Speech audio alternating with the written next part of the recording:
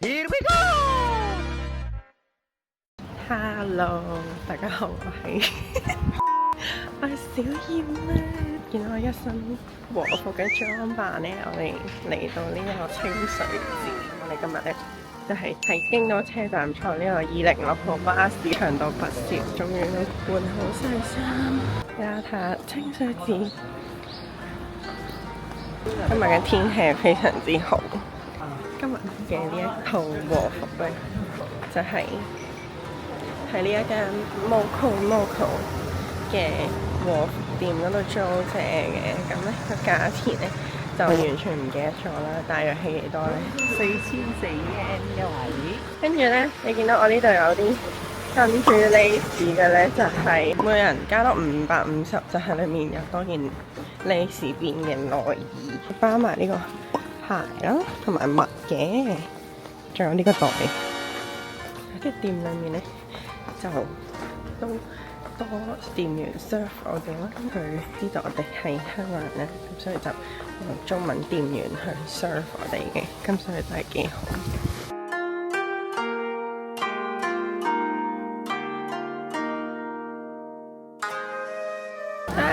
我哋而家就去到呢個清水寺啦，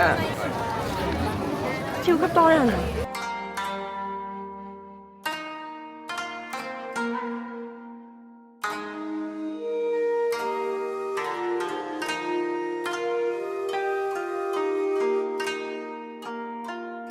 我哋而家就去到神社嘅門口啦，清水寺嘅神社，準備要求籤，人真係求籤。啲人就話呢度嘅求戀愛運程非常之靈驗，希望我求到良好嘅姻緣同埋呢個良好嘅工作，就係咁嘅樣噶啦。隔離就有呢一個好 standard 嘅紅色清水寺。我哋而家咧就上到去清水寺比較高嘅地方啦，咁咧就係近山啦。哇！呢個超級靚啦，俾大家睇下。哇！遠方係見到呢一個 Kyoto Tower， 仲有些少嘅紅葉。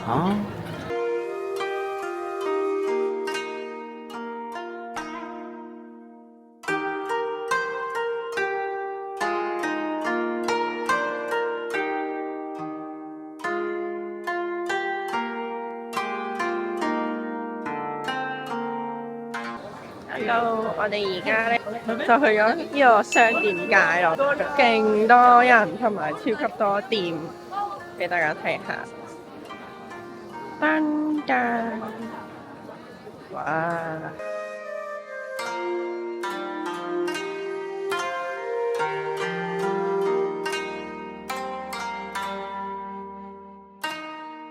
我哋而家就嚟到清水寺嘅一間餐廳，我哋就無意中行入啲巷仔都見到呢個餐廳啦。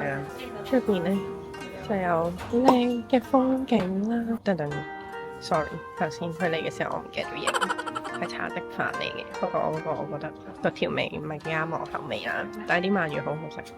我媽咪就嗌咗鰻魚飯，我會推薦大家食鰻魚飯多啲咯。我覺得個茶咧，即係個 texture 係好啦，但係嗰個味咧有少少太過吞，我唔知係咩咯，即係有啲奇怪嘅調味未食過，但係好嘅香口係咯，所以就有啲冇乜茶味嘅感覺。但係鰻魚咧就真係好腍，好好食。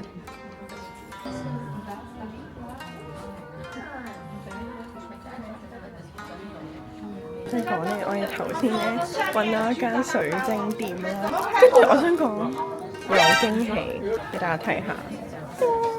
呢個係我買嘅彩色水晶石咯，超級靚咯，同埋價錢係唔係特別貴，都係百零蚊啦。跟住呢個係耳環咯，1155蚊，仲平過黃鐘咯。我就另外買咗個手鏈俾我朋友，佢嗰條帶係皮嘅咯，真係勁靚咯，係好抵咯。跟住同埋嗰間嘢咧，有講嗰啲誕生石嘅月份咯，重點係有得退稅嗱，大家留意翻係呢個呢間鋪頭。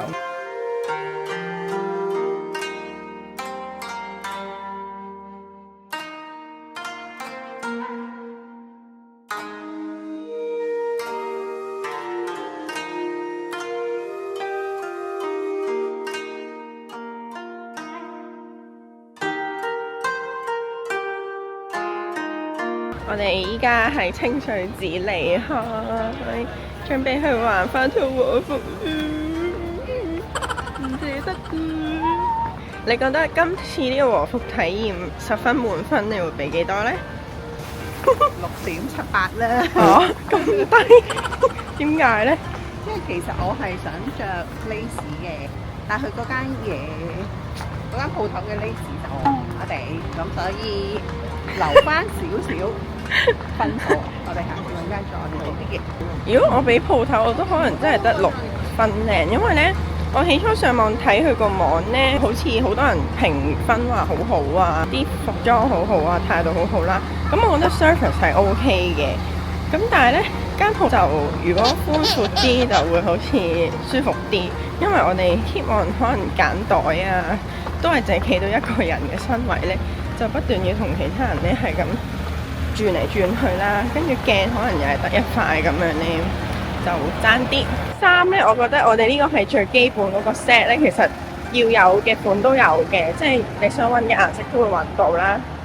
咁但係譬如我哋起初諗嘅 lace 就真係冇想像中咁靚咯，所以我哋兩個最後其實都係奇怪地竟然唔係揀 lace 嘅。跟住但係如果你話本身和服呢一個體驗就真係好 OK 咯，因為我係好中意體驗國家嘅服裝啦。今次咧嚟到日本試呢個和服咧，都係非常之開心咯，真係好靚啦，同埋都係影相咧，你會好滿足咯。啊係，同埋嗰間鋪最大嘅一個缺點咧，就係鞋嘅供應好少。因為我其實已經好早啦，嗰間鋪其實係8點半至9點啲人就會去到揀靚衫啦。因為等車等耐咗，9點半先到啦，但其實都算好早噶啦嘛。但係我換完衫之後出嚟咧，可能得翻10對以內嘅鞋揀啦。因為我隻腳偏大嘅個 size， 揀嘅鞋咧就好細隻啦，咁都冇其他可以揀啦。然後就變咗今日行得好辛苦咯，所以就大家可能揀和服店都要諗埋呢一樣嘢咁樣咯。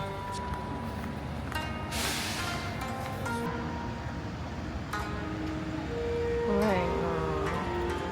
會總結一下，總結一下今日清水寺嘅呢一個行程，非常推薦大家去清水寺嘅。雖然其實唔使我推薦大家嚟京都，但係淨係諗到清水寺啦。本身咧以為啲寺廟嗰啲咧應該冇乜嘢好睇啦，但係環境真係好舒服、好靜啦，同埋係其實好多小店大家可以慢慢行咯，因為佢啲嘢係唔會太貴啦。着和服真係好好，一定要着嚟體驗下。媽媽的總結，同埋佢裏邊都好大咯，冇諗過原來真係咁大咯。其實真係唔夠時間。我哋今朝好早喎，9點半左右嚟到咯。跟住其實我哋完全未行晒，而家已經係4點幾咯。咁我哋都推薦大家去京都嘅。咁然後呢條片呢，如果大家中意，就 subscribe 小燕啦，跟住 like 啦，跟住 share 俾你啲 friend 啦，最好留言 comment 下你日本嘅體驗，或者 comment 下我呢個人但係我鬧我啦。follow 我嘅 IG，多謝，我係會再拍片㗎，拜拜。